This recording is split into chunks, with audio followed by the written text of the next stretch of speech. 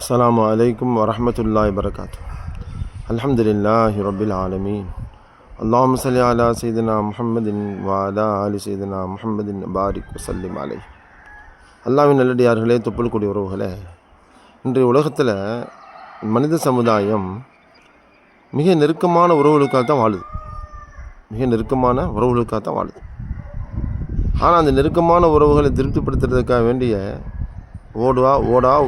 ஓடுது. அதுக்காக வேண்டிய சம்பாதிக்குது, அதுக்காக வேண்டிய அலையுது, எல்லாம் செய்யுது. நெருக்கமான உறவுகள், குறிப்பாக இப்போ கணவன் எடுத்துக்கிட்டிங்கன்னா மனைவியை திருப்திப்படுத்தி நடப்பான் கல்யாணம் ஆன புதுசில். அதுக்கப்புறம் என்ன செய்வான், பிள்ளைகள் குழந்தைகளுக்காக என்ன செய்கிறான், அவங்களை மகிழ்ச்சிப்படுத்தணும், அவங்களை சந்தோஷமாக வாழ வைக்கணும் ஓடுறான்.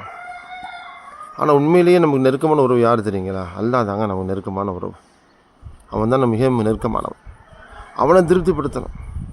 அவனை திருப்திப்படுத்தினா தான் எல்லாமே நமக்கு கிடைக்கும். அதான் ஸல்லல்லாஹு அலைஹி சொன்னாங்க, நீங்கள் உங்கள் மனைவி மாதத்தில் சிறந்தவர்களாக இருந்தால் தான் சிறந்தவர்கள் தான் மக்களில் சிறந்தவர்கள், மனிதர்கள் சிறந்தவர்கள் சொன்னாங்க. அப்போ நெருக்கமான உறவுகிட்ட சிறந்தவர்களாக இருக்கணும். மிக நெருக்கமானவர் அல்லாஹ் இல்லையா? அவன்கிட்ட நம்ம சிறந்தவர்களாக இருக்கணுமா வேண்டாமா? எப்படி நெருக்கமாக இருக்கிறது? தொழுகையின் மூலமாக தான் இருக்க முடியும். திக்ர் மூலமாக, அல்லாஹ் நினைவுகூரமாக இருக்கணும்.